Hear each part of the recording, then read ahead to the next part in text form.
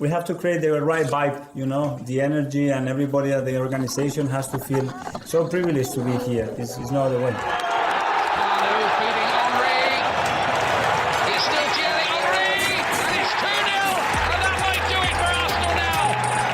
Thanks for listening to the Purely Arsenal podcast.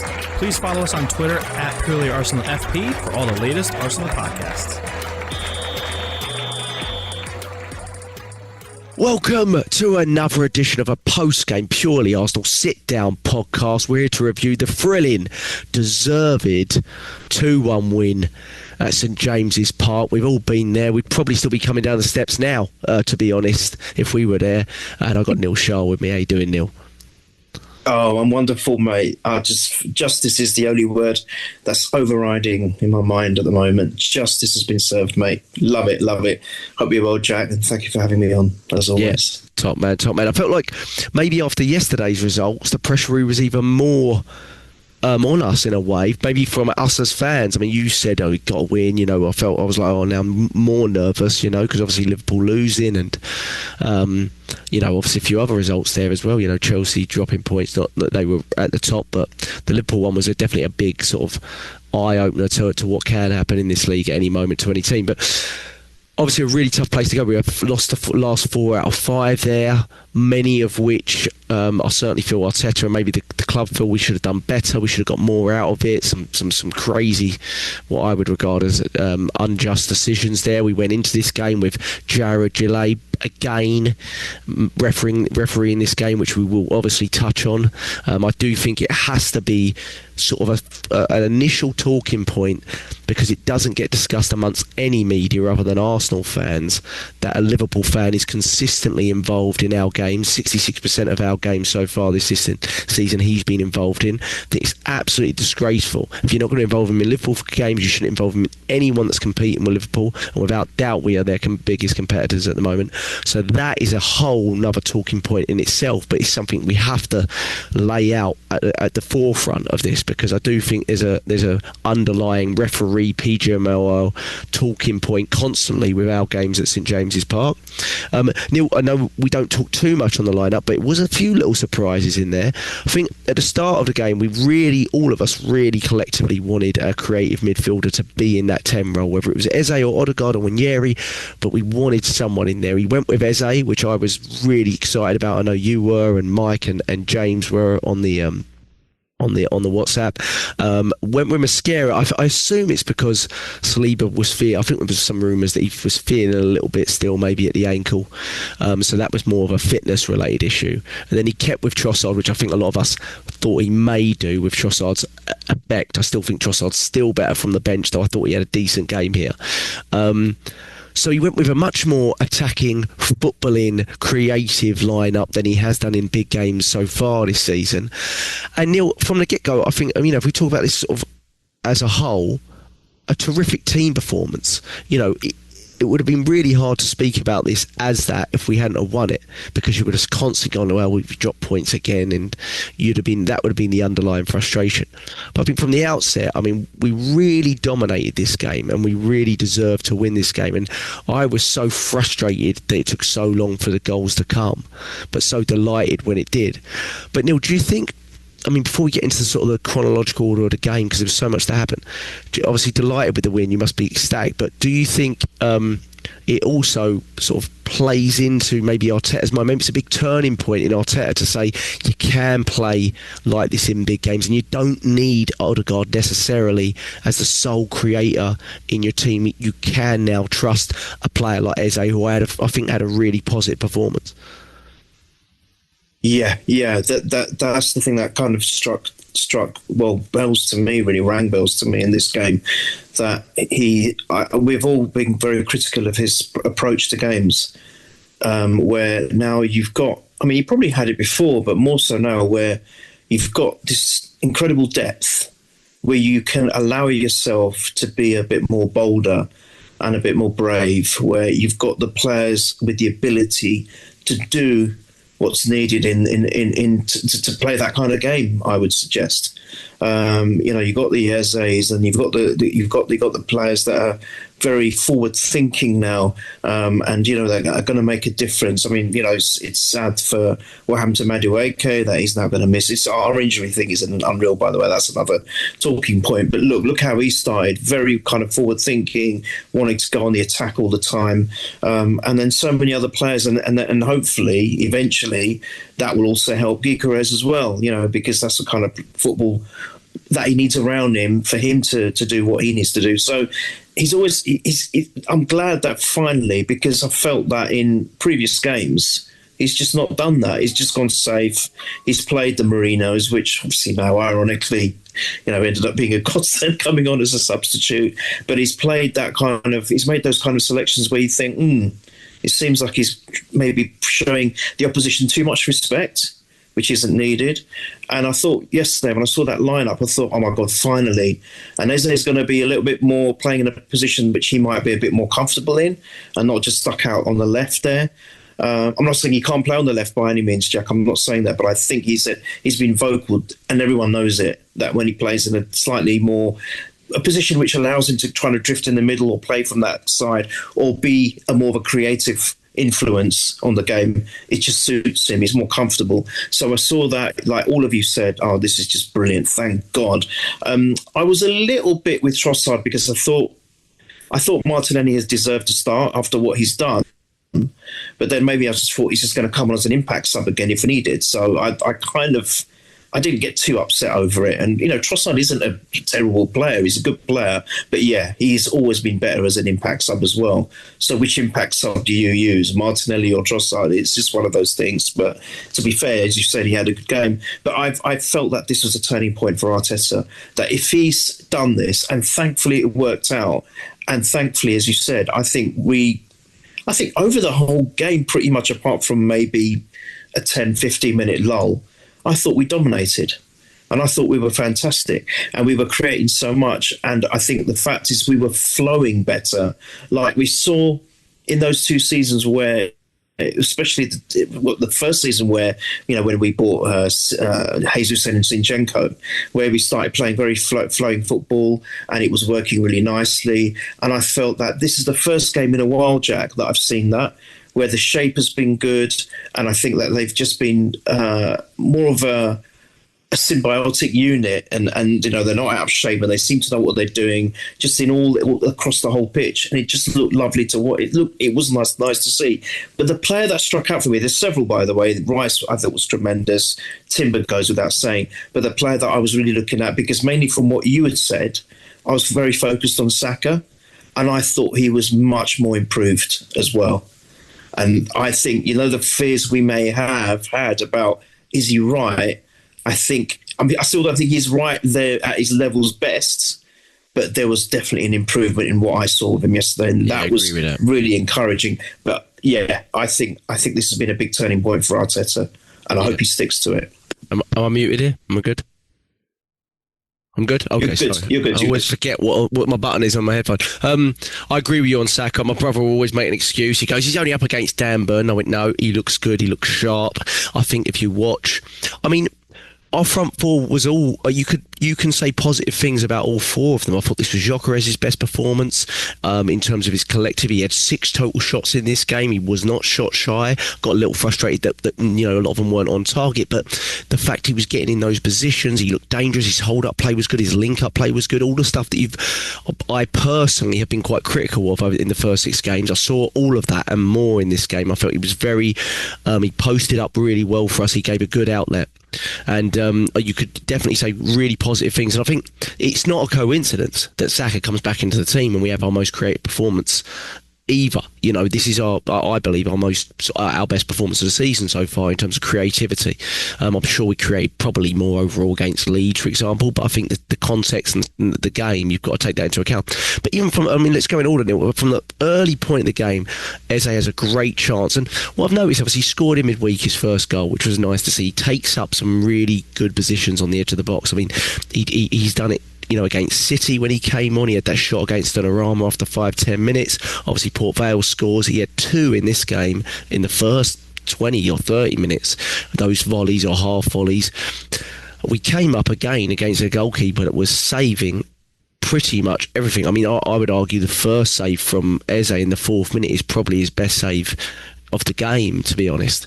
And I don't really know how that doesn't go in with his left foot, Eze. But again, he's really picking up those attacking midfield. He's a different player to Odegaard. He's not as much an on-the-ball sort of creative passer as such, but I do think he has that in his locker. You saw it in the last game from deep. But he actually we'll get to the penalty shout too. He provides that ball, that chaos over the top to Saka. He's very, very good at dropping deep and creating that. It's just a different type of player, but can play that Odegaard role. I think opens up so many avenues for Arteta. Now that he's gone bold and actually played him in that position, he can see that, someone else can do this creative role here. We can do something else here. I don't have to put in someone that just allows us to press in the same way and win physical duels in the same way, but perhaps lacks the creativity. Eze's got a beautiful ability to do that. I think he's quite good at winning duels and tracking back and things like that. So I think it opens up a lot for Arteta, who maybe was a bit one-track minded in it's Odegaard or another way, and now he's seeing that there's other creative pathways for him from a central position. That could be really important for Arteta, Neil. You know, we say he's still a bit. He sometimes gets a bit fixated on one player and overburdens them, and sometimes that leads to problems and injuries and things like that. So I think that's really good, Neil. That bulks the squad, doesn't it? I think. Well, there's nothing really much to add to that. I think you've just summed it up nicely. I think the fact that we've got, again, it's talking about depth, isn't it? The thing is, we've got depth where there's the drop-off is now so negligible in these key areas. Whereas before, you know, he was probably... I still think we had a player in Ethan, to be fair, before Eze came along. But he was probably too scared to use him, didn't trust him. Maybe it was an age thing. We don't know. And fair enough. I mean, he's still very young, Ethan, isn't he? He's a youngster, and maybe that was the case. But at least now with Eze, he's proven quality. We've seen what he's done at Crystal Palace, and he's a big match winner, I think, as well. If you think about some of the games that he's been involved in with Palace, but he's just a quality player. He's just quality. He just oozes it, and I think, you know, he was showing a lot of signs of it even in his early games down on the left. You know, the way he could just skim past players with ease. You know, he's a very different player to Madueke. We touched on another pod where they're both, you know, Madueke really surprised me. I didn't know much about him, but the way he plays is more direct, very kind of aggressive, and quite fast as well. Now, we're not saying Eze can't do what Madueke does, but he just does it differently. But he just seems to do it quite easily, the way that he can just shrug a player off, you know, even if it's very close to the lines. You know, you think, he's not going to be able to control the ball, he's not going to be able to keep it in, but he does somehow when he was on the left. I saw him do that a couple of times against Forest, I remember. It was Forest, I wish game it was, but he'd done it a couple of times early in the season. And but, you know, he can do even more playing in that, as you said, in that 10 role. And I think that he can just offer us not only a rotational break for Odegaard, but actually he can become a very important piece of the puzzle if that becomes more of his frequent position. I still think he's going to play on the left as well at times. I agree, because Odegaard's going to play a lot, isn't he? Yeah, absolutely, exactly. I mean, to be honest, Odegaard looked pretty good as well when he came on. He looked like a little bit. He looked so sharp. So, and he, in a weird way, I think he might have changed it. You know, we'll obviously get to that, but I think he did look. You know, this is so pleasing, Jack. Let's just have a look. Let's just have a look at the first 6 games quickly. I'm digressing, but I want to say this: the substitutes have been so impactful. Trossard, Martinelli, Merino, for example. Even Eze, I think, in one of the games, he came on as a substitute, mate. Against City last week. Yeah, correct. So, you know, the substitutes have made a massive impact, showing, wow, we've got options that not only just come on to fill the hole in terms of numbers, but they're actually contributing positively to the result of the game. But also the fact that, where was my train of thought now? God, I got so excited to think about this. But I think it's just, I forgot what I was going to say, Jack. This is embarrassing. But I think the point I was trying to make is not about the depth so much, but about the variety of players that can come on and compete for those positions. Whereas before, although we had quite quite a few players on the bench. I just felt that we were still quite, finely tuned with the 11 or 12. And Yeah, something happened to one of those. Exactly. And it's like, it's not just the trust, but I think that was our peak. Because we've been saying for many years that, oh God, the starting 11's great. I remember in our early podcast, we used to say, starting 11's great, but we lose one or two players. That's it, we're done. Yeah. Because that finely balanced mechanism is gone because it's so finely tuned. But now, we can have, not just for injuries, because we suffer from those all the time for some reason, but if he wants to now rotate, he can do that without any kind of worry. So, players like Eze and Odegaard can switch. You've got Madueke when he comes back and switch with Saka. And then also we can even try different things. And the thing is, I think it's all about options now. But if something's not working, in-game management, I'm going to be left field and change this, because we have now can adapt to that because of the quality of the players we've got and the versatility of these players. I mean, look at our defence, for goodness sake. Look at the combinations we can do with that. Yeah. It's just unbelievable. In fact, the irony is probably our midfield is now our weakest positions on the pitch. Whereas before, at one time, it was probably our strongest. So now, but even then, it's still very, very strong. This is just such an exciting time. But I love the fact that this has all been made possible by our greatest signing, one of the greatest signings in recent years, which is Berta, isn't it? It definitely is. Oh, yeah, I think. for sure. Yeah, well, he's done a fantastic job. He's built a brilliant squad here.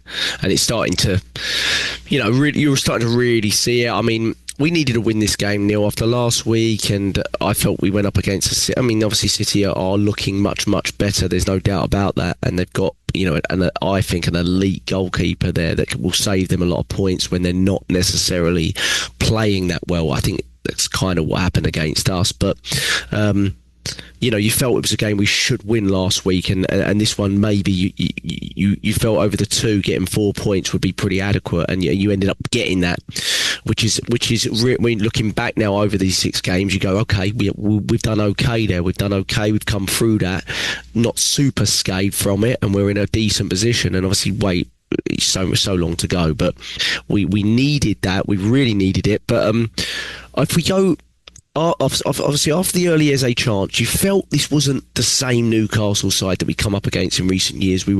They didn't look great. We were dominant on the ball. All of our attackers were getting on the ball early. Eze plays that ball over the top. So the penalty decision, Neil, which I think is where a lot of Arsenal fans for this game, the frustration will boil over, because there's a few things, I'm sure you want to talk about. There's a few things I want to say about the penalty decision, because I find it a shocking decision to overturn. And that's different from saying it's just a straight shocking decision, right? Like, you can look at some penalties and be like, how has that not been given? This is one of those ones where I go, how can that possibly be overturned? And I think there's a difference there, because like Mikel Arteta said, and I think he said it really well, I don't think he would have said it so well if we hadn't won the game, but he said it really well at the end of the game. He said, we were told multiple times early in the season that VAR would only intervene where a clear and obvious error had occurred. And this is anything but a clear and obvious error. Just because his toenails get to the ball does not change that fact. And I think the biggest telltale sign for me on this penalty is a bit like when Manuel Neuer took down Saka. Just watch the goalkeeper's reaction. And Nick Pope is as guilty as anyone fouling in the box that you'll ever see. He didn't appeal it. He didn't expect it. He completely felt that he took out the man. Sure, he nicked the ball, but he felt he took out the man. Some of the arguments I've heard from Match of the Day and others are the reason this got overturned was because he touched the ball, but secondly, because his foot was planted and he didn't go through. There is nothing in the rule book, as far as I'm aware, that says that. Gyökeres is going beyond him, and he's been taken out. Foot planted, not planted, foot up in 50 miles in the air, it does not matter. He has taken that player out completely. And that, for me, is, and you've seen it from the Robert Sanchez one last week. I know his foot's in the air, but it's the same thing. He takes the ball and then takes the man. You've seen it with Saliba's one against Brighton, where he heads the ball and then heads the player. that we were told from Howard Webb after that that does not count. A flick of the ball and then taking the player does not count, and that was a very mild take in comparison to this one. What is unbelievable from this, Neil, is you're dealing with a penalty and a possible red card. I don't think it is a red card personally, but you're dealing with a possible red card incident, and you're also dealing with a moment that the game was stopped and Saka can probably score from that moment because he's going to get the ball. You're sure it's a tight angle, but he can possibly score from it. The ref has decided it's a penalty, I'm stopping the game.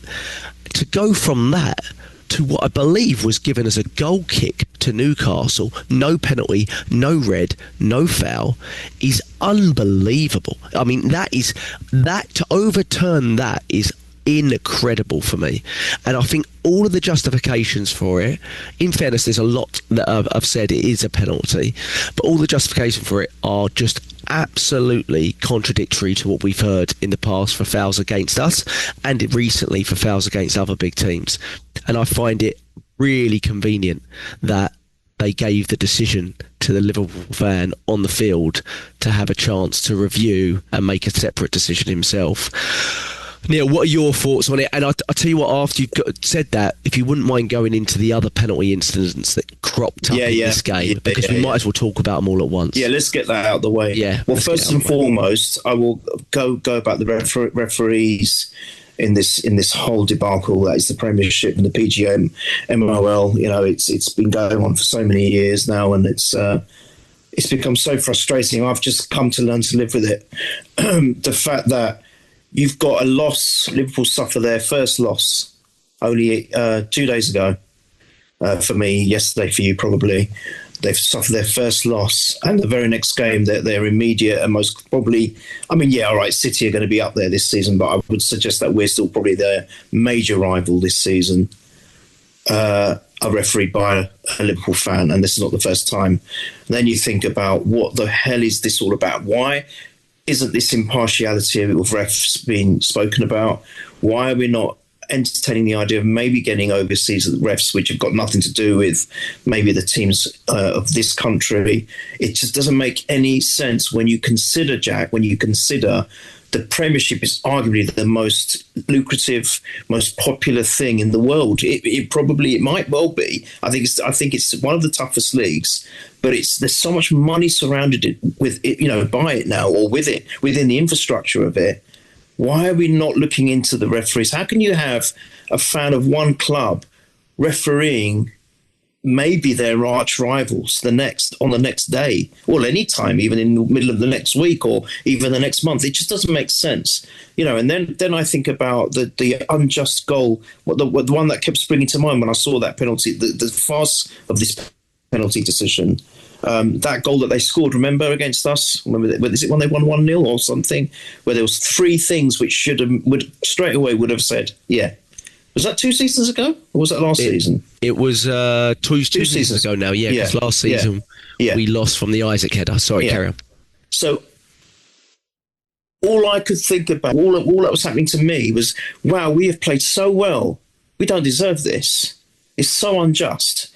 That when I was watching it, the commentator here straight away said penalty. Straight away. The commentators as well, straight away. Penalty. If it wasn't a penalty, Jack, why is Gyökeres not booked for diving? Why is he not booked for diving? Yeah, sorry, you're on mute. You're on mute. If I'm right in saying it, I don't think that's their argument. Their argument is he touched the ball. I think they're aware that the man was taken.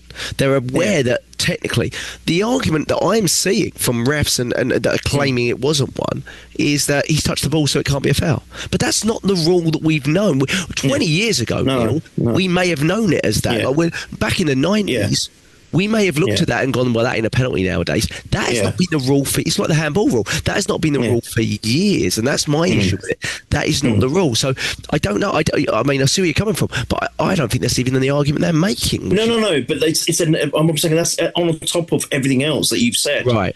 I'm not saying that's just the reason.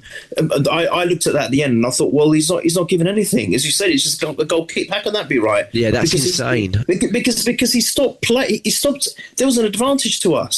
Of course. If he hadn't blown for a penalty, there was an advantage to us. So we've lost that as well. Yeah. We've not only lost the fact that he should have had a yellow card at the very minimum, right? The goalkeeper should have been a penalty to us. Could have, on another day, by another ref, he could have even been seen red, because that's the commentator was like that straight away. He goes, "Oh, we could be in trouble here.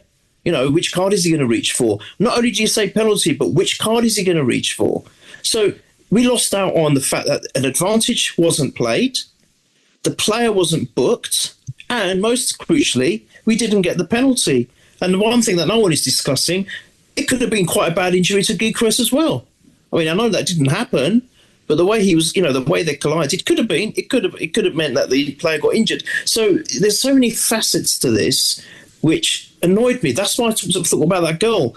That goal, three reasons why that goal shouldn't have been given, and all of them ignored, and the goal was allowed to stand. This, again, like you've just said, 3 reasons where it should have been a penalty, but no, all 3 major contributing things which just went against us again, and against the run of play as well, which is even more frustrating. And I just feel that Saka said it as well. Saka came on and spoke really well in the interview straight after, and he said, they asked him about it, and he goes, "Look, the fact is," and like what you said about what as well, Jack, he said VAR is supposed to be there to come in when there's a clear and obvious decision. He said the fact that took a few minutes suggested it wasn't a clear and obvious decision, so it shouldn't have even gone to VAR. They shouldn't have intervened in the first place. It was a referee's decision on the pitch, and that's it. And it shouldn't exactly have gone any right. further. That's and exactly right. It should never be reviewed. Exactly. VAR should not even have got involved, because it was a clear and obvious, that was it, done. And we should have been allowed to get on with the game. The fact that they've intervened, and then, as you said, changes and influences the referee's mind, who just happens to be a Liverpool fan. "Oh, I've got an excuse now to try and help my club." I think it's disturbing. It's actually disturbing, Jack, and it's disgusting as well. And then if you think about the thing that they're all getting all up in the arms about later on with the Saliba, Gabriel. I mean, I don't know about you. You know more about this than I do, Jack, right? But the way I'm just going to look at it is how I saw it in not looking at the replays, just live motion, right? And for me, the way he fell, this is just me. I might be crazy, and you might think, "No, you're talking shit." Excuse my French, but the way he fell, I think that was just a natural way for his arm to follow up in the air, and that's it. He's not like deliberately looking to, I'm going to quickly try and divert the ball away from harms, from any kind of potential danger. I think the way he just fell, his arm it just went up. The way he fell down on the ground, and it just. The key point there, Neil, it was up before the Elanga even hit the ball. Yeah.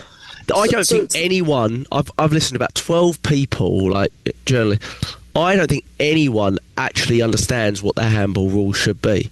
And I also don't. I think it's really simple. And I don't think even the refs and the way they implement it, I don't think they have a clue what it should be and how it should be interpreted. I've been always pretty consistent on the handball rule. And I think it's basically a common sense thing that people just have basically thrown out the window. They don't have it anymore. But when you're in that closer proximity, I don't understand. If you've played the game, I don't know why it's such hard.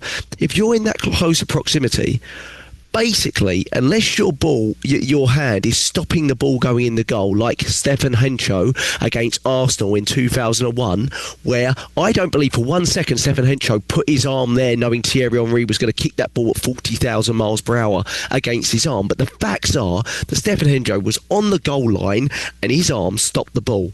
Has to be a penalty.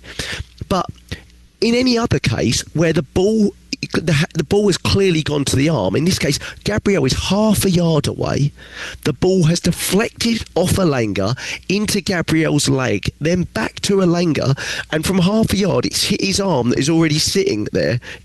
How can that possibly logically be a penalty? It cannot be. And proximity, the reason it wasn't given, because they went by the vague laws and silly laws that they place in place, is one, unnatural position, and in part of that law it says the position they're in is not a consequence of the player's body movement. Well, it is, because when you slide tackle, you're not a penguin. You slide tackle with your one arm up, one arm down. That's a balance factor.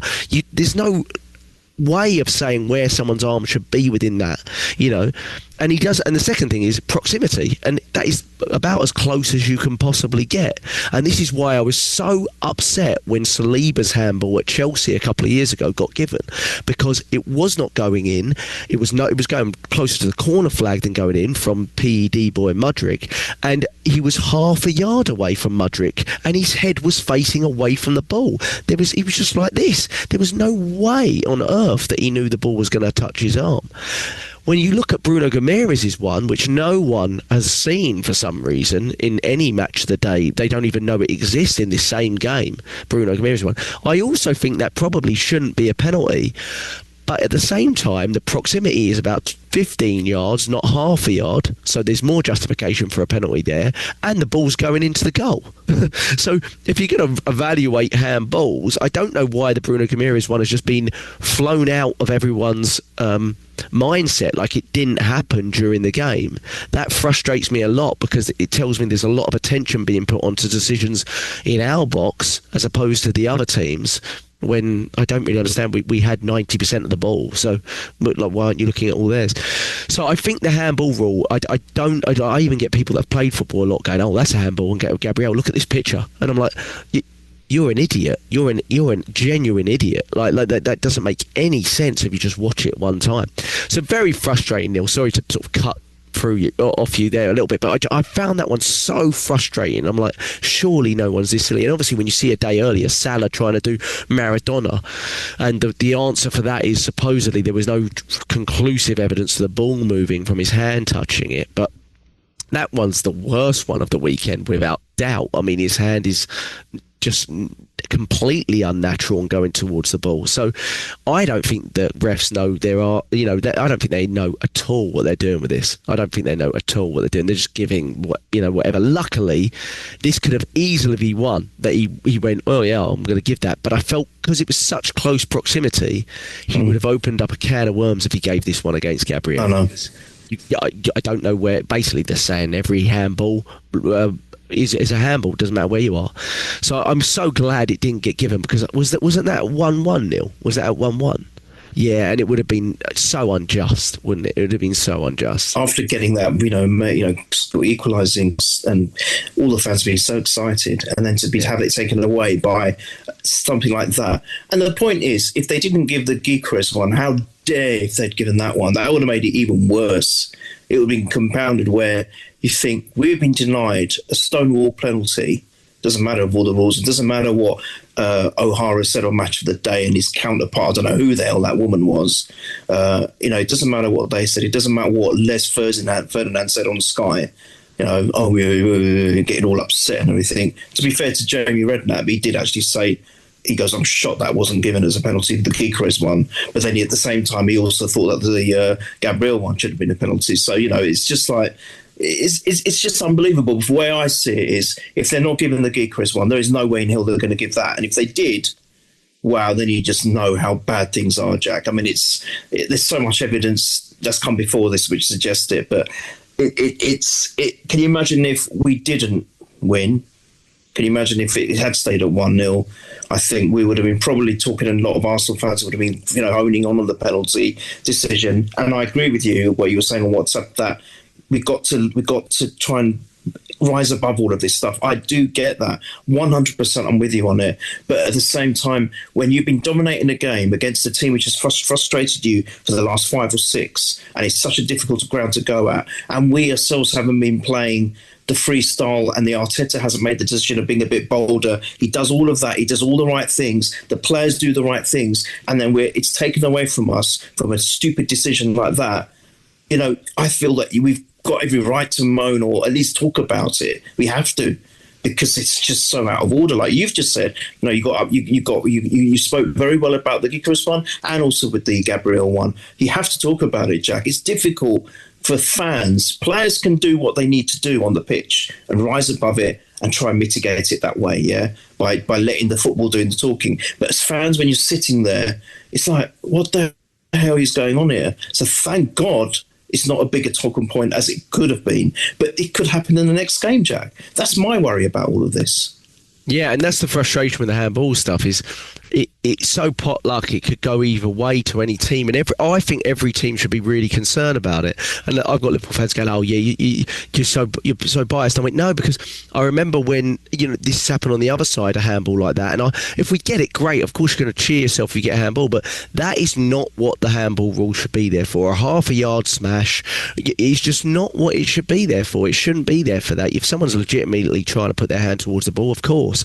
But there's so many handballs given now that there was one for Real Madrid the other day where he's sliding and it's his back arm that's on the ground that hits the ball and they give the penalty, and I'm like, where's he putting it? Do you know what I mean? Where's he putting it? Like, just have a brain. This isn't I could teach a 5-year-old not to give that. Like, so it's just really weird. Like, it's just really, really poorly managed, like a lot of stuff is from the PGML. But the thing is, I think this underlying first half issue, Neil, was we had that frustrations were raised, right?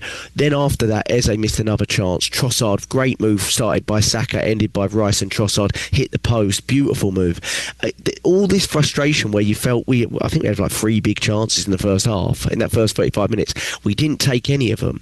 Arteta's getting very frustrated on the bench with the penalty not getting given, and then they score a nil. And I think there was a 10-minute period, we'll get to their goal, after they scored, where I felt emotionally we wobbled a little bit, and I think that the biggest sign of that was Arteta with his frustrations on the bench and Gabriel with his little lash out of Voltamede, which we'll get to in a second. But what were your thoughts on their goal, Neil? Obviously, Arteta was ruthless on it because he subbed Mosquera, I assume, based off of that corner kick that he gave away.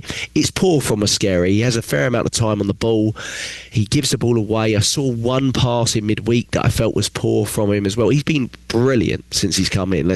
He was very good in this game. I felt we didn't give up anything other than the chance for their goal, really. But at the same time, I kind of liked Mikel Arteta's ruthlessness on it to say, this is the level we're at now defensively. What frustrates me with it is I'm not sure he'd be so ruthless in the attack, but with defence he's almost faultless. So he's like, okay, bump, you're done. But also, Neil, it wasn't just his mistake. It was that, and then I thought Gabriel was very soft, really, on the corner, which is something very unlike Gabriel, to be honest. But I felt he needed to positionally be a little bit better. I know Voltmede's 6'6", but I felt he got into a slightly poor position underneath the ball and he kind of accepted his fate and claimed a foul, and I don't think you're ever getting that personally. That's the easy one for me. That's not a foul on Gabriel. It's just not. It's too soft. I watched the replays. I thought, I'd be crazy and should be labelled a biased idiot if I thought that that's a foul on Gabriel. So no, that's not a penalty. That's not a foul on Gabriel. No way. So that I agree with you. The mosquito. I call it mosquito. Mosquera for me. I think I agree with you when you say it like that. The fact that Arteta's really ruthless, and he needs to be, because he's trying to portray this image that now we just can't accept anything which is below, maybe an 8 out of 10. We have to be fighting above those levels now. We have to be getting those player ratings at the end of the game. Everyone has to be right up there at the level. If we are to win this Premiership, if we're to make a serious challenge in the Champions League, this is what I expect of my players. So that's a really good thing in that way. Yeah, I agree. I was just a little bit concerned about the fact that he hasn't done much wrong. He's walked into a position for a player that's arguably one of the best defenders we've seen in a long time, i.e. Saliba. He's done an amazing job.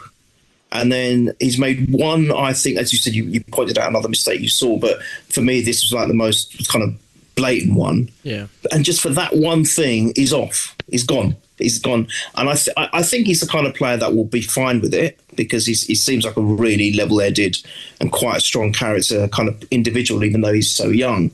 But I felt for him. I did feel for him as an individual and as a human being. I feel a little bit sorry for him. So I thought, he ain't done much wrong, and he's cartwheeled you off. So there is that argued side of it too, Jack, to be fair. But I get the fact that, no, Arteta, right now, I'm going to be cutthroat about this. We need because we need to win this game. We need to win this game So I need everyone really at the level, and not a bad person to bring off the bench, is it, Saliba? This is where it's not bad. It's not bad, right? So for us as fans, there's no. Well, they could be the same person, really. They could be a clone of each other. If it's the other way around as well, now we know we're not going to get a major drop-off at all, if any. In some cases, might even get an improvement. It's just bizarre that we've got those two players to choose between. But it was. I felt sorry for Lad. He made a mistake, and it wasn't a bad one. So fair play. That leads to the corner, and I think Gabriel just wasn't on it. I don't know whether it was a loss of concentration for a few seconds, but he just wasn't on it. And I think the fact that I hate to say this about our players. I will say about Robert Perez, because he was known for it. He was a bit of a diver, the little cheeky sod. But I felt that he probably felt a little touch, and he did kind of fling himself on the floor as well.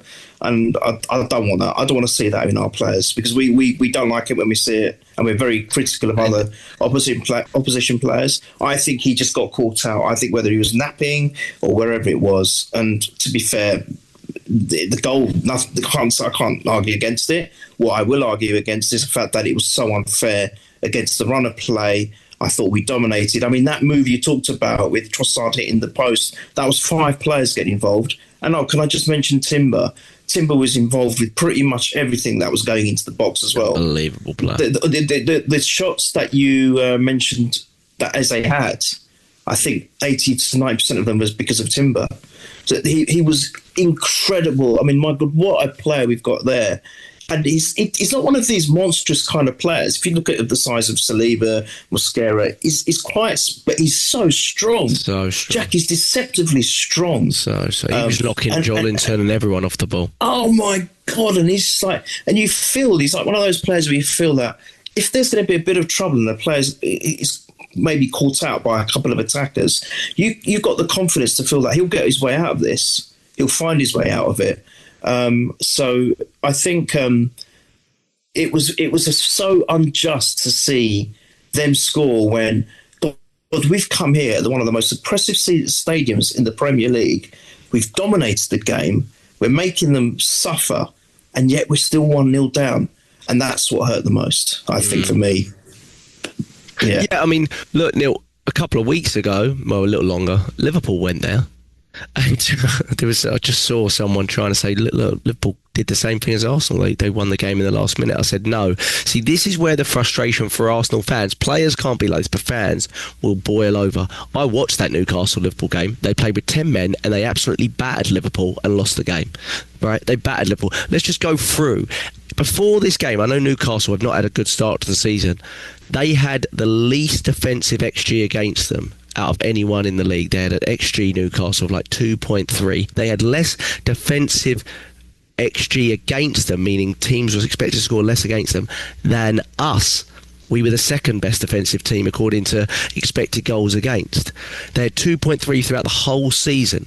We created 2.4 in this one game against them. Liverpool created 0.6 against them and won it in the last minute against 10 men. It was not the same. This is the frustration where Arsenal fans will watch and feel they're unjust. Now, obviously, you don't take your chances. I get it. But you will watch it and you'll go, what are we doing? Like, something's got to the rub of the green's got to go our way here. Something like what's going on. And that is where the frustration will lie, is you feel sometimes, the rub of the green is certainly this season so far, maybe for past portions of last season, not quite going our way. But I do feel like me, you, James, we were all so frustrated after that goal. Here we go, typical Arsenal all over again, wasted chances, same play, same result, all this kind of stuff. I felt for 5 or 10 minutes that rubbed into the players a little bit and they were super frustrated. Gabriel lashed out at Voltamede. He's a little lucky there, I would say. I mean, you've seen Jolinton and Bruno get away with it multiple times in the past, even in this game. But that is not really like the Gabriel that we know. He's very level-headed now. That's like the Gabriel of 3-4 seasons ago that was a little bit rash and irate. And I did, at the moment I saw that, I thought, you tried to lay one on Voltamede there. I mean, to be honest, he doesn't really catch him. It's probably a bookie. Yeah. it's not red, but at the same time, that I felt that was a sign of emotional. But it could have been given by the referees. It could have been. It could have been reviewed. It could have been looked at. They could have easily done it. If they did do it, they'd probably have had to send about 3 Newcastle players off at the same time. But they could have done, and you felt it before with us, And I saw that, and I saw, obviously you see Arteta getting super frustrated on the sidelines, and it all stems from previous games against them there where we felt a little bit unjust, but also the start of the game where we just really wiped the floor with them, but we couldn't finish, and then we paid the issue at the other end. And I think what Mikel Arteta basically said at half time, I don't know what he said, but I think he looked at it and went, we are so much better than this team, we cannot make another error defensively, and I'm sorry Mascara, but you've made one already, and I need someone on that's not going to make one for me, because we need to make sure we do not make one more error at the back to win this game, otherwise we're not going to win it. Sorry, Jack, can I just say one left field thing about that? I think I mentioned it on the WhatsApp group. It could even be, probably very highly unlikely, but just throwing it in there, he could have even been down himself. He could have been really down, walking in at half-time into the dressing room.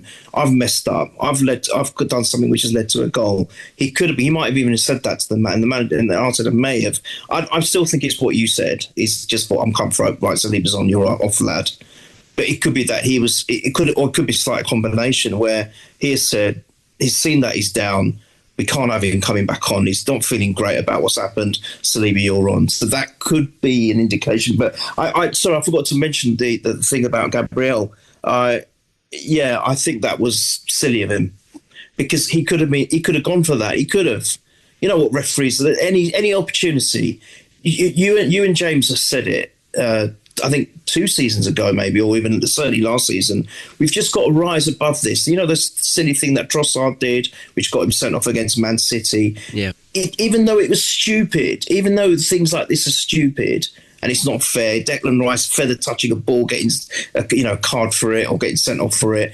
It's so pathetic. But we know it's going to happen to us, so we've got to rise above it.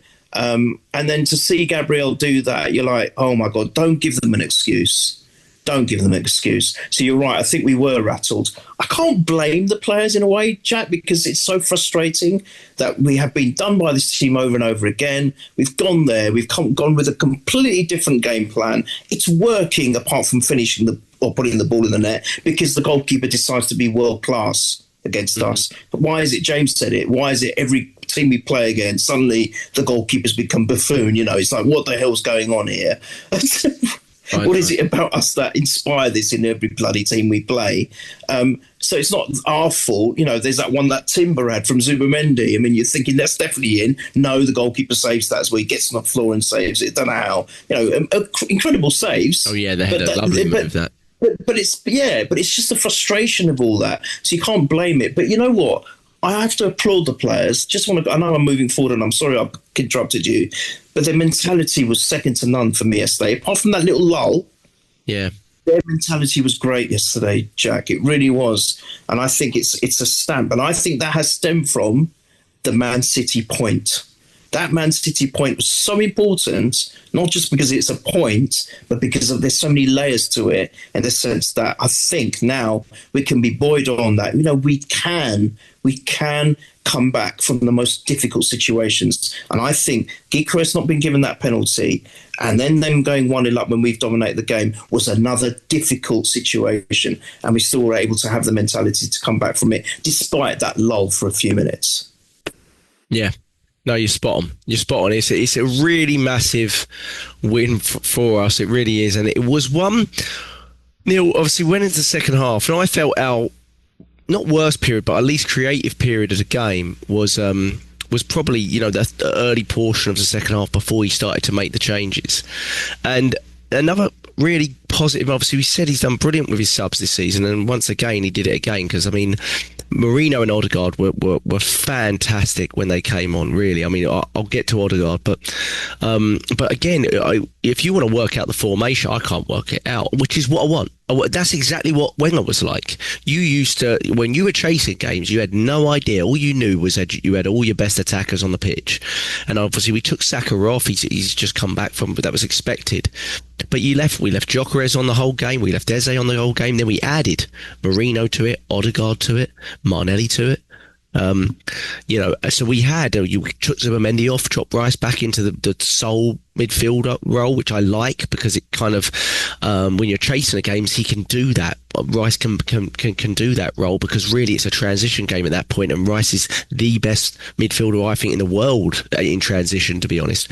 I mean, in the last 15 minutes, I mean, he won't get talked about as much probably because he didn't score the goals, but Declan Rice went to another level in the last 15 minutes. I mean, the ability where he was chasing, I think it was Jacob Murphy back at one stage and stopping him from getting a shot on goal, and then he was down the other end creating assists. I mean, his engine is another level, isn't it? But Neil, I mean, it's 80th minute or so, and we kind of, I didn't feel, even though we made those changes, I felt at that point they felt quite comfortable, and I feel there was a few things that changed it for me, and I probably should talk about their one first. Livramento goes down and I think he's their best fullback, Livramento, and I think Eddie Howe makes a really poor decision, because Livramento goes down, and I don't know if he had Lewis Hall on the bench or he had another option on the bench, but he basically brings a centre-back on for a full-back. So they get even more defensive and they fall more into a flat-back. And Lascelles is, well, he's a thug, but he's not really a full-back. And I looked at that and I thought, they've just taken Livramento off. Martinelli's on, he's got pace, and he's gone off. And I thought, that was about the 75th minute, I think. And that really, after that point, that's when we really started to step again. There was two turning points there. Obviously, Marino being on and being sort of that box crasher. But then I think Odegaard, I think he only came on for like 8 or 10 minutes, Odegaard. But he was unbelievable when he came on. I mean, he came on, he helped create the first goal, he created the second goal, he created a big chance for Lewis Skelly, and he played like 8 minutes of football. And I was like, he was really fantastic when he come on. It was great to see him and Eze and everyone plodding on. But the equaliser, Neil, is brilliant. I mean, we've had a lot of corners in this game. We didn't have a lot of success. They're one of the best defensive set-piece teams. We were obviously by far the best attacking set-piece team.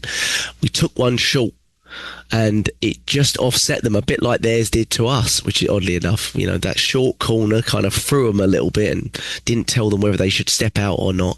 But Marino holds his line, and it's a great ball by Rice, but it's a lot of work to do for Marino, and that is some header, Neil. I mean, that is the only place that you could probably get past Nick Pope at that point.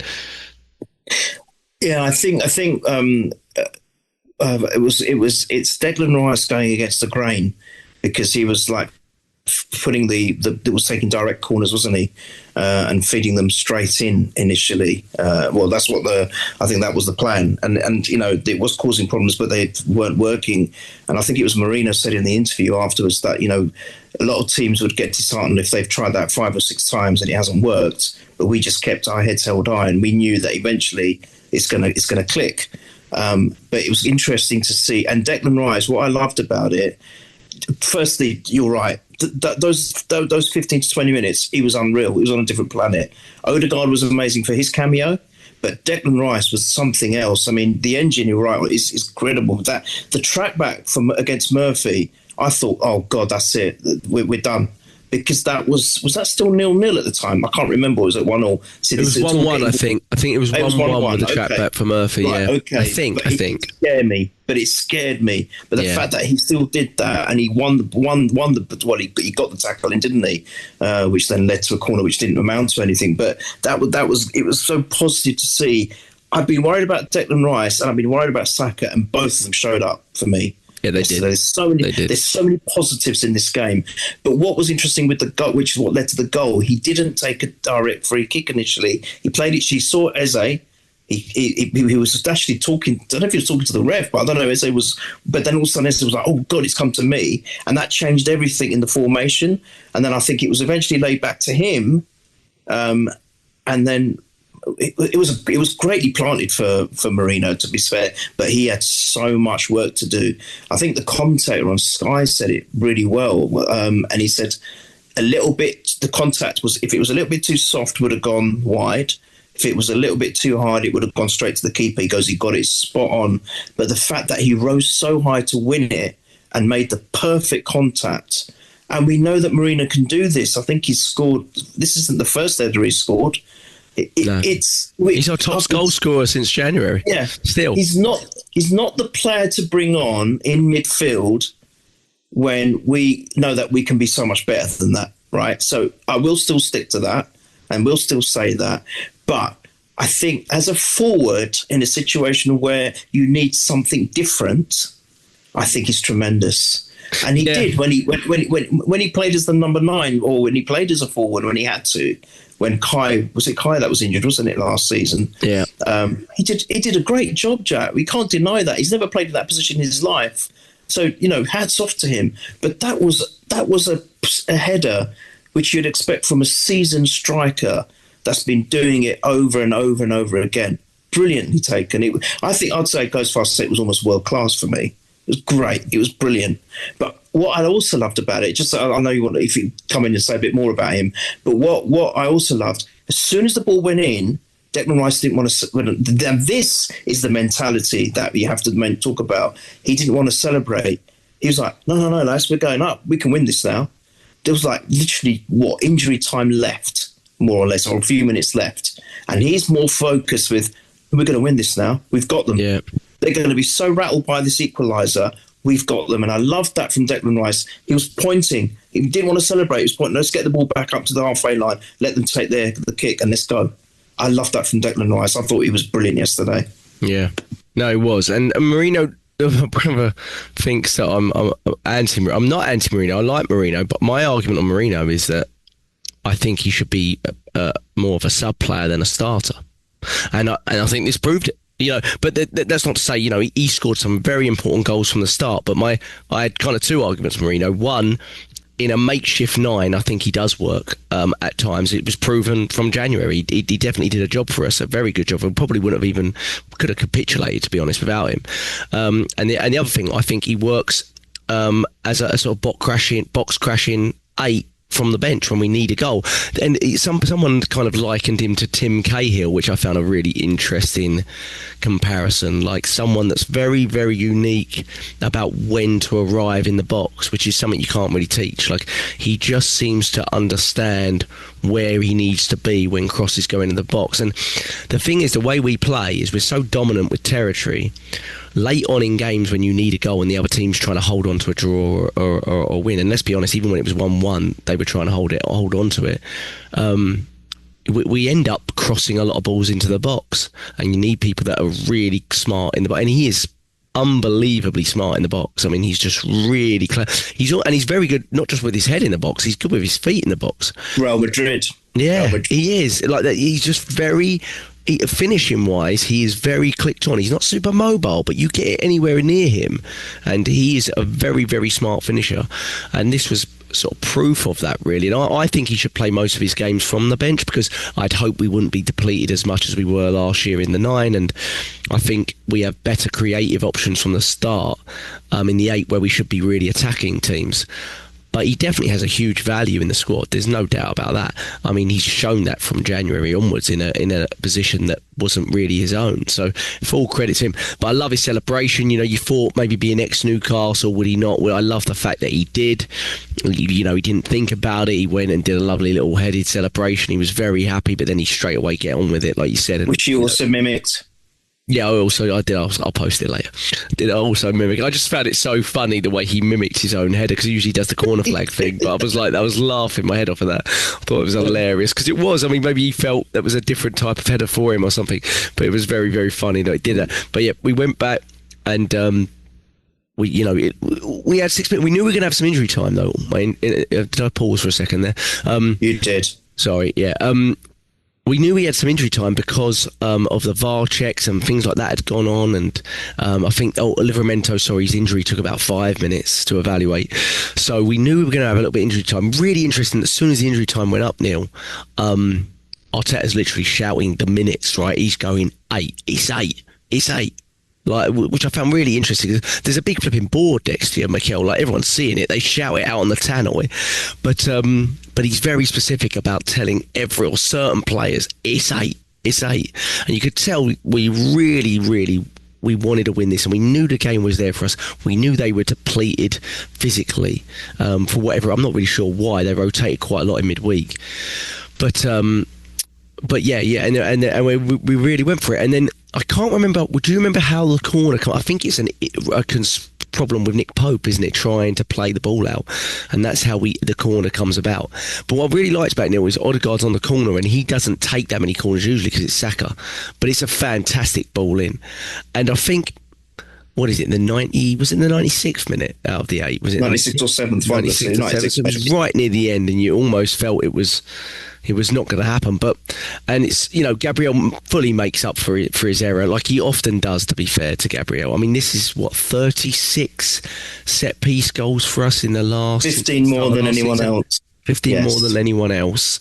Yes. This one, Neil, I don't think Saliba gets enough credit on this one for sort of playing that Ben White role, but more subtly. Brilliant. Ben White used to play that role, but he always sort of did it a bit overkill. He'd do a little slap of the leg or a hold of the hand, something that you get you in trouble. But Saliba, he was good at it, but Saliba plays it in a way that can never ever be given as a foul. But he just gets his body in the way and he makes himself really big. Really big, and he tries to almost stop the arms coming up from the goalkeeper.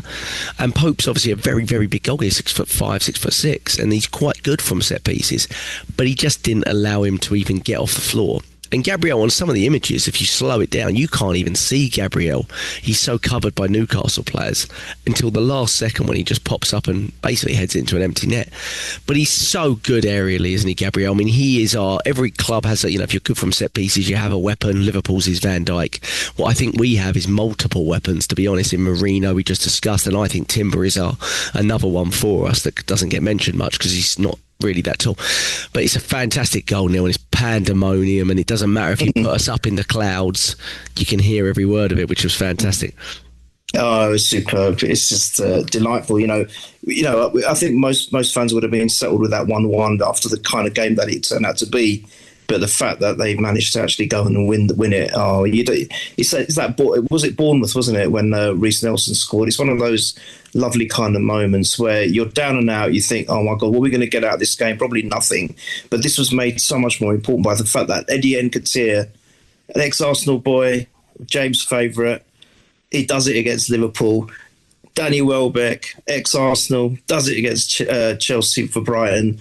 And it's like, it's in the stars. It's got to happen for us, and it kind of dictated how important this win was as well, and the fact that we actually did it from a position where we thought, God, we're going to get nothing here again, and it's through an injustice again, and we're going to get nothing, and we end up not only getting the point, we end up getting all three, and I'm sure it broke a lot of Liverpool's hearts. And I had Tottenham fans messaging me, you're so jammy, and what is this? But to be fair, I had 2 Liverpool fans actually messaging me saying, can't believe how that Gyökeres wasn't given us a pen.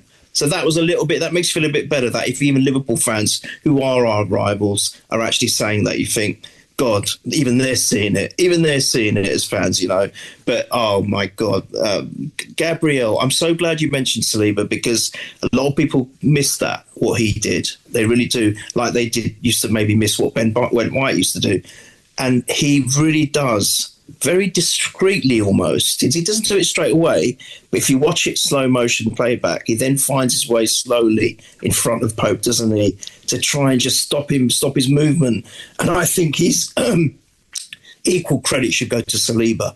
And it's irony that it's our 2 centre-backs that have basically won us the game, isn't it? I mean, of course, you got the assist from Odegaard, which was great. But to be honest, it's our 2 centre-backs that win us the game. And I think it was a bit of redemption for Gabriel, you're right. After not only, the little slap on whatever his name is, their striker, which I think was silly from him, but it's nice to see that I've redeemed myself for doing that. And you're right, he does seem to somehow have a big part to play in a lot of games like this. Whether it's good or bad for us, he does have an impact. And I think there's been suggestions that if Odegaard isn't captain, it straight away should go to Rice. But I think equally Gabriel could be captain for us because he's got that in him. He really has. You know what he reminded me of yesterday? I know this is crazy, not from a player point of view, but, just that kind of redemption and him falling to his knees at the end. He kind of reminded me of that captaincy that Vieira used to have. I don't know why, but I just thought of Vieira in that moment. As soon as I saw that at the end, when the final whistle blew and they panned on it's that, it just reminded me of Vieira, just for that split second. And I was like, I wouldn't mind if he's captain. Actually, I wanted Rice if Odegaard was able to lose the captaincy, whether it was from his own request or whether there was a change. But actually, yeah, people have mentioned. I think you guys have also, James might have mentioned it, and Michael certainly has. Gabriel could easily take that honour. I thought it was brilliant, but the fact is, Jack, this is so important on, again, levels. I talk about layers and levels. Number one, Liverpool dropping points. But if you think about our first 6 games, we've now got Newcastle away out the way, Manchester United away out the way, Liverpool away. All right, we didn't get anything out of it, but it's out the way. And City at home. They've all done. So now, arguably 2 or 3 of the hardest fixtures that you can get when you go away are done. Done. So we don't have to worry about that anymore. And from all of that, we're still second and only 2 points behind. So I think it's significant in that factor. Significant that we took advantage of the other team's lapses. Even Tottenham drawing, at they managed to scramble a draw very late on, but they dropped points. So it was only Man City really that did anything of any note, and we've capitalised, which so many times we've been felt wanting of doing that. So huge, so pleased for Gabriel, and I love Saliba's celebrations. It's fantastic. I think that still that you said on the WhatsApp. Yeah, group. brilliant. I was just laughing at Saliba. It's so funny. There's so many good images and little clips coming out. Do you know what? I see him acting this way. There's all this talk that he's eventually going to go. He's definitely, he's not going to stay at Arsenal forever. But when I see him act this way, you think he loves this club so much. There's that picture of him as a little boy. He's got an Arsenal. He was an Arsenal fan, yeah. Yeah, and you just think, if we're successful, do you really think he might go? Yeah. I'm not so sure, sometimes. I probably agree that, I could see him definitely eventually, but what I've always sort of been feeling with Saliba is he really wants to win with Arsenal. Like he's always said that. He's like, I really want to win. He said there's interviews out there of him basically saying, I know I won't be remembered unless I win big things with Arsenal, and I want to be remembered. And I'm like, you know what? That's why. I really hope he achieves it. You can never say what will happen, but that's why I never regard people like Cesc Fabregas that highly, because I'm like, you never did anything, you never won anything, you played fantastically well for us, but I'm not going to regard you very highly. I wouldn't particularly cheer you if you came back or anything like that. You never went and won anything with us. You never even won an FA Cup with us, let alone anything else. So he gets it. Saliba gets what it means to become a legend at a club like Arsenal's, and he's right. He's absolutely right. And it sounds like his contract's pretty imminent, which is fantastic. So him and obviously Saka are the 2 sort of big outstanding ones, and it sounds like they're quite positively along the way there. Again, credit to Berta and everyone behind the scenes if that's true. Hopefully we hear something maybe even as early as this week about that. But I thought, I thought Saliba was very, very good when he come on. I mean, they had this chance like 1 minute into the first half, but where Voltmead hit the bar, but it was offside, so it wasn't a chance. But other than that, they did not create anything in the second half. I mean, we created, like I said, we created as much XG as all the teams put together against Newcastle this season. They've really been not very good, but defensively they've been very, very tight. And we really exposed them. I mean, we created 4 big chances in the game. We deserved to win the game by far, far more. I mean, as much as we won it in the last gasp, the score still flattered them. And that's the slight frustration Mikel Arteta might have, because he'll sit and go, we should have made this easier for ourselves in a way. We have to take those early chances, because a lot of people going into this game was, got to get the first goal. It's great that it ended up like it did, because it shows that character that we have, and I think it could be a really big moment for the collective, to have that belief about if you do go behind, because sometimes it's going to happen, but you've got to take those early chances too, because it could have cost us. It could have cost us. But what I do love is that we're creating those, and the intent that last week there was mutterings from media and stuff like that, and against Liverpool about the intent. Did we really go for the game? Did we really let the handbrake off? No matter what the result happened in this game, there was no argument in this game that we went for it. I think we really went for it. He did all the attacking subs he could. We started like we wanted to play.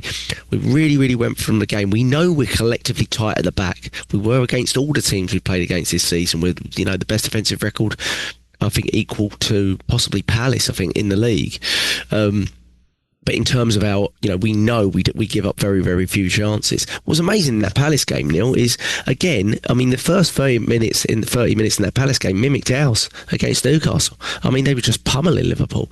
And again, that's where Alisson sort of is set aside from the rest. I mean, he saves them so many points, but you watch it. I mean, I met up with a Liverpool fan yesterday.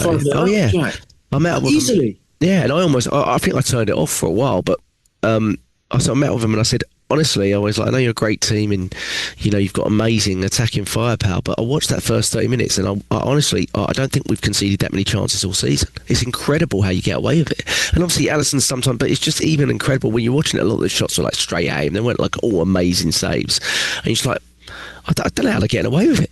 I don't know. But even the problem is, Neil, even last season, there was moments where you would watch games of theirs and you'd be like, I don't know how they're getting away with it. And they have that sort of aura to be able to sort of fight back from things like that and concede a very amount. But they roll the dice a lot. They do roll the dice a lot. It's a very different setup to what we do. Yeah. I mean, to be fair, as I said, I mean, there's 3 or 4 Liverpool fans I've spoken to.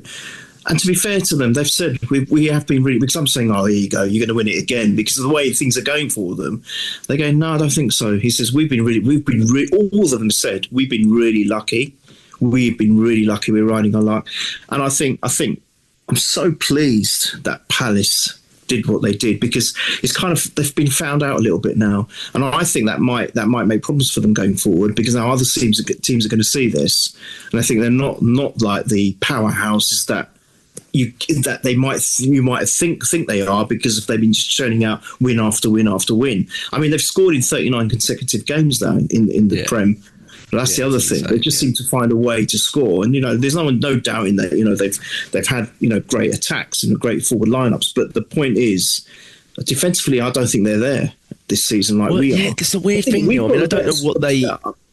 They conceded a hell of a lot of goals for a league-winning team last season.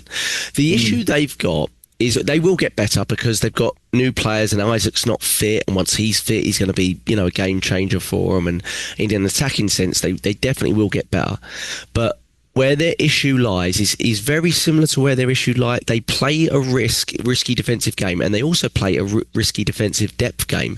And they're kind of fourth centre back who they weren't planning on using, but they're sort of, I guess, Mascara type. Tore his ACL in midweek, and that's something. Even that is something they never had last season. They never even had a fringe player have an injury like that.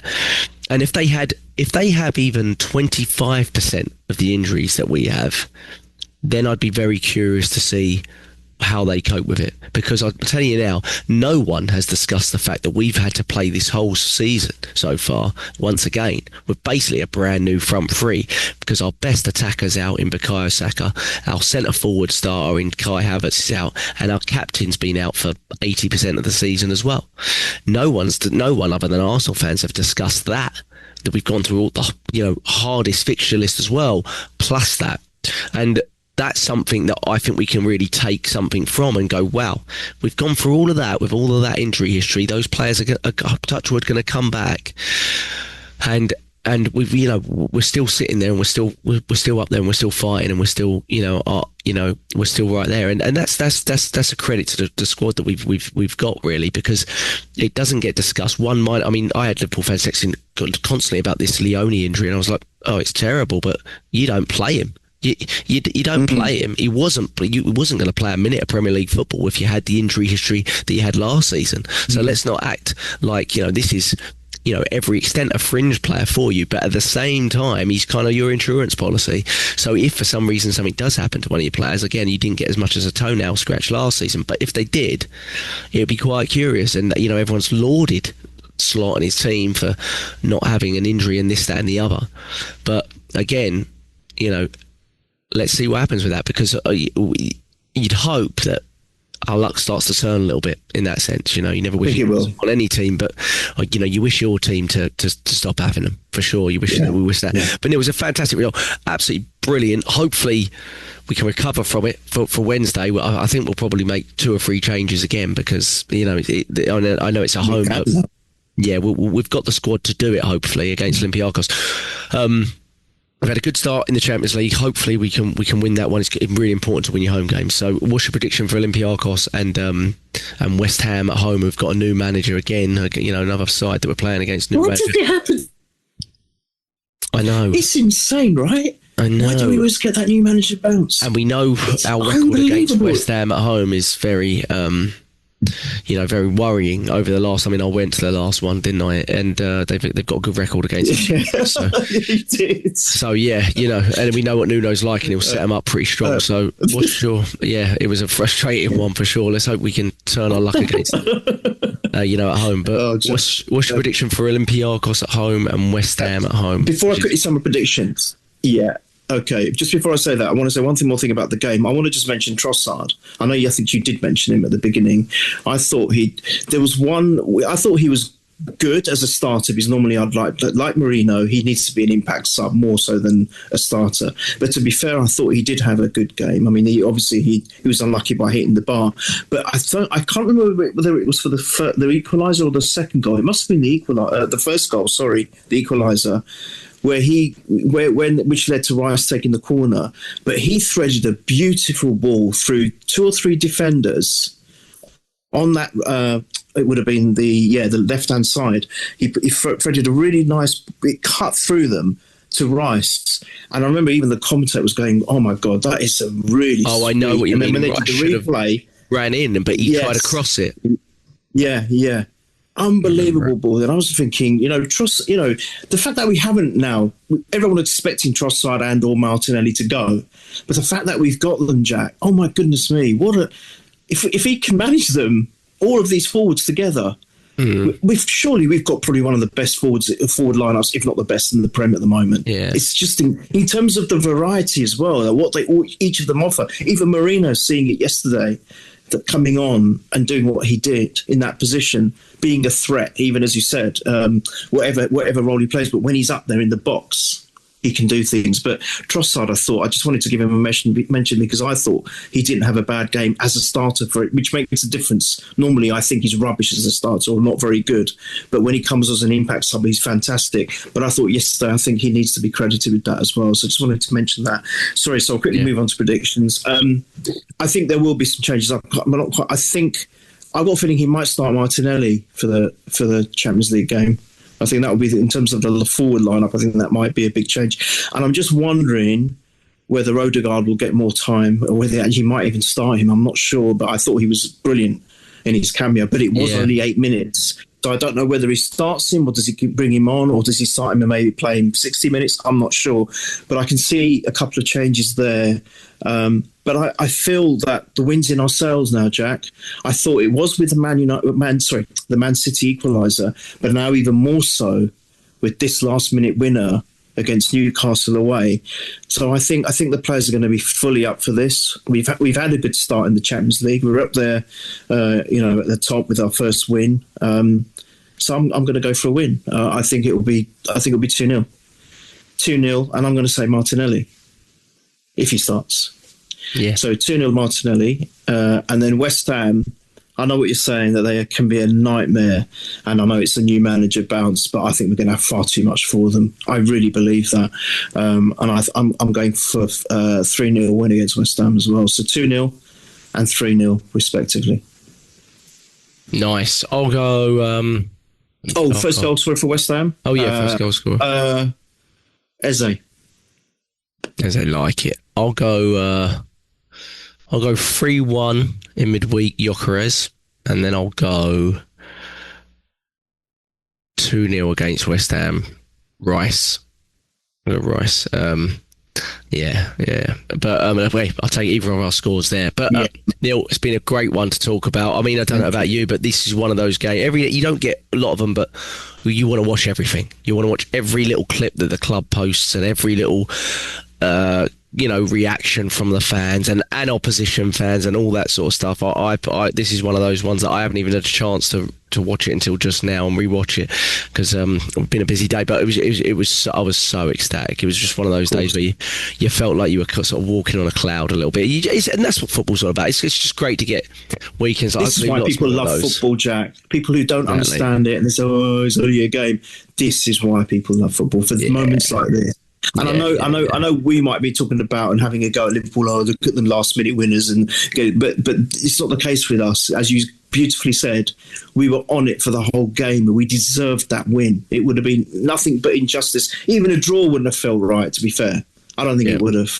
Yeah, and all the celebrity stuff, not celebrity, celebration stuff coming out now after Liverpool have literally done it every game this season, and not one mention of, it seems a bit emotional, it seems a bit excessive for this early in the season.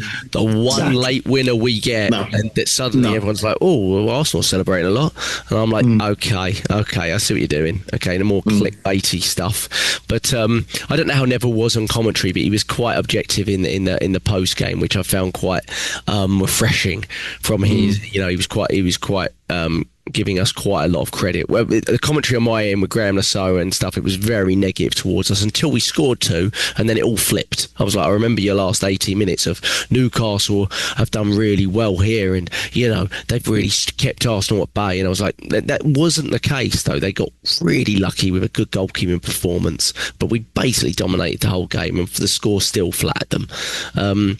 I don't think Newcastle are as good. Obviously, they've lost Isaac, but I don't think they're as good as previous seasons. But they'll still be in the top 6 or 7, I'm sure. But and maybe in a way it's a good time to play them. I'm not sure with them still getting their squad sorted out. Just want to say that I thought Timber had a real tough time against Gordon last season, and I thought he just kept him in his back pocket the whole game. Yeah, absolutely. Gordon was just non-existent in this game, and I think that shows how Timber's even up to level from last season. He was great last season, but the one person to give him trouble was Gordon, to be honest. So he's gone up to a level that I have to say, Neil, I don't want to talk about midweek. I want to let you go, but midweek, obviously, decent performance against Port Vale. Wasn't anything to sort of shout home about, but I have to say, I feel like White looks a shadow of him for his former self in comparison to, and I think Timber's gone up such a level now that it's making it even more obvious. I wonder if Timber, he's rotated out. Will it be for White or will it be for Mascara? It's almost at that level. But I like White a lot, but physically he just doesn't look. He's been back. I know he had a couple of little hiccups, but he's been back for a large period last season too, and he just doesn't look the same player to me. And but very positive on Saka looking much better, like you said, huge. Because I've had physical concerns with him as well. So let's see, Neil. Let's see, maybe we can get 1 or 2 players back in midweek as well. You never know. But can I just have a quick rant, very quick? I know I don't want to bring the podcast down. It's not a rant really. It's just because it was brought up again yesterday. I think it was either on Sky or Match of the Day. I can't remember.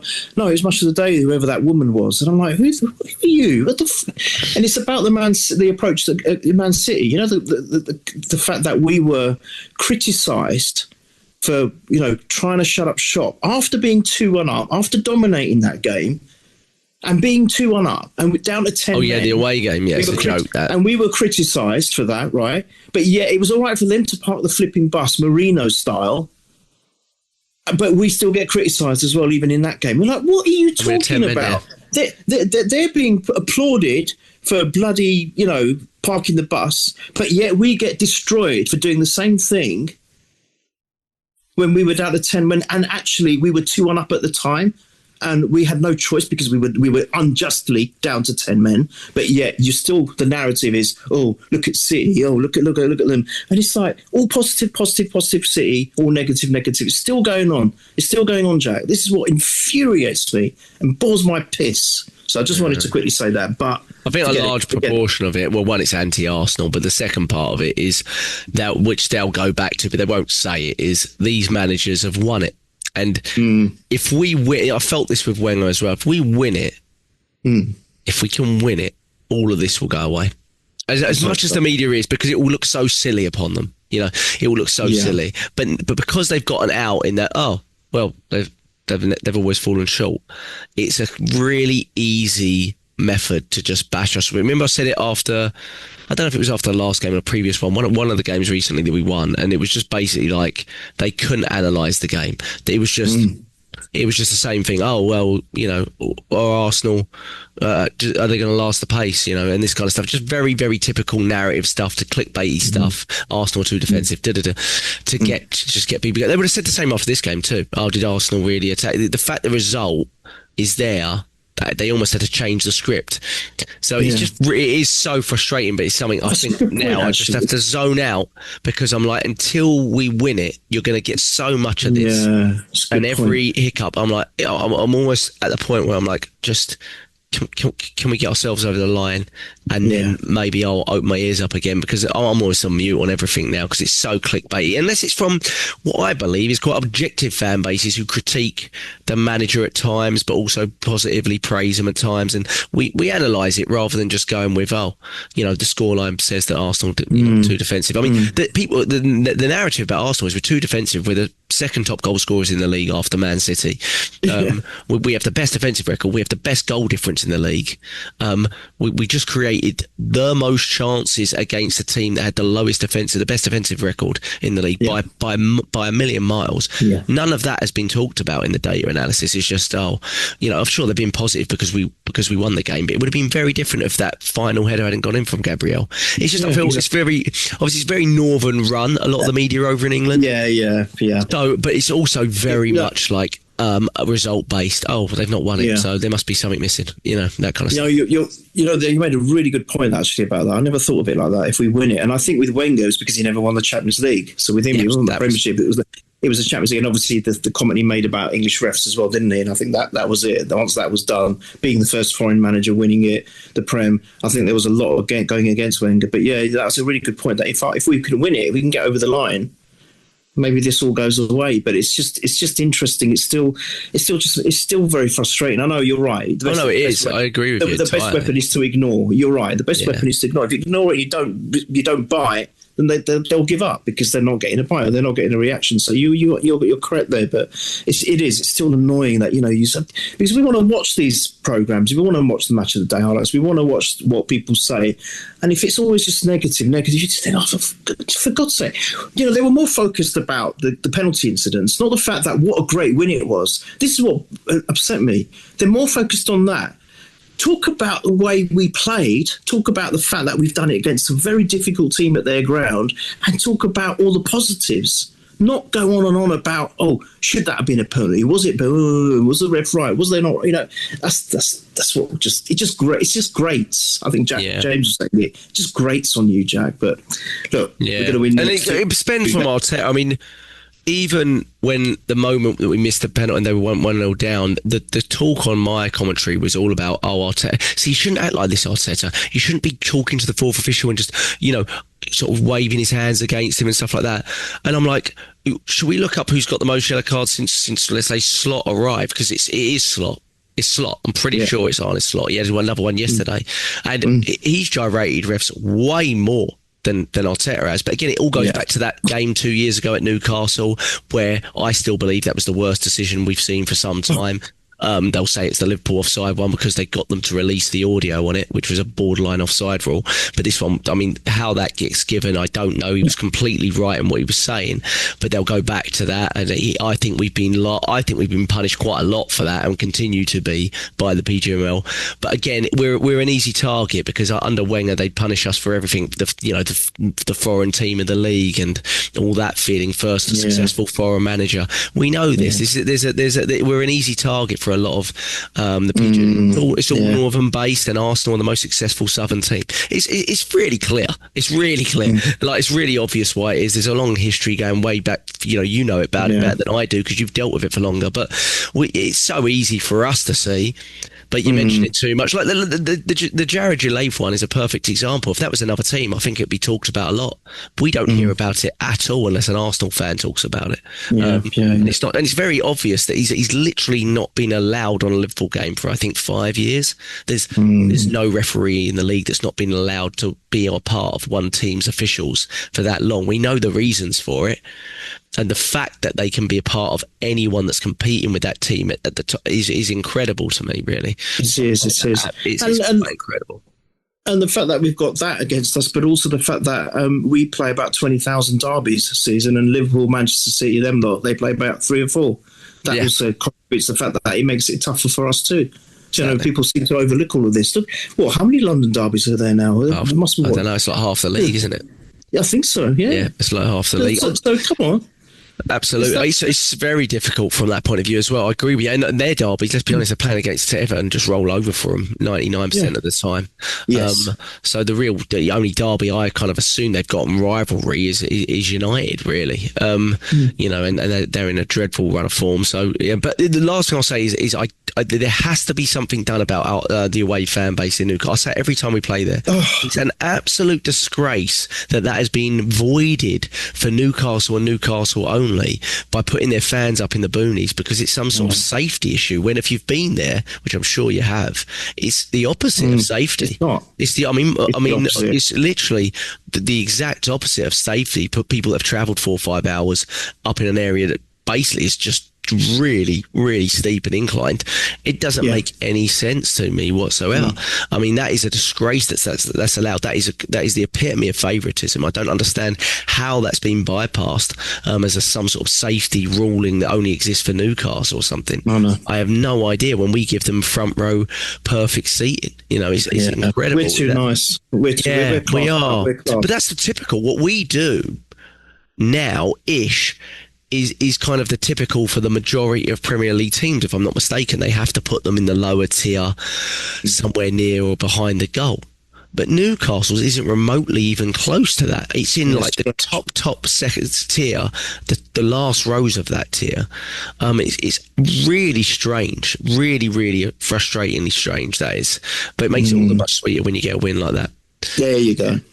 But Neil, we'll end on that at Purely Arsenal FP on Twitter. We are Purely Arsenal on YouTube as well. Just type it in and subscribe to us. Appreciate your comments. I know some of you always comment for us, and me and Neil will try to respond to you. We'll be back after hopefully 2 more wins this week, but a fantastic win to set us up for it against Newcastle. Neil, thank you so much for your time. Thanks to everyone for listening. Up the Arsenal.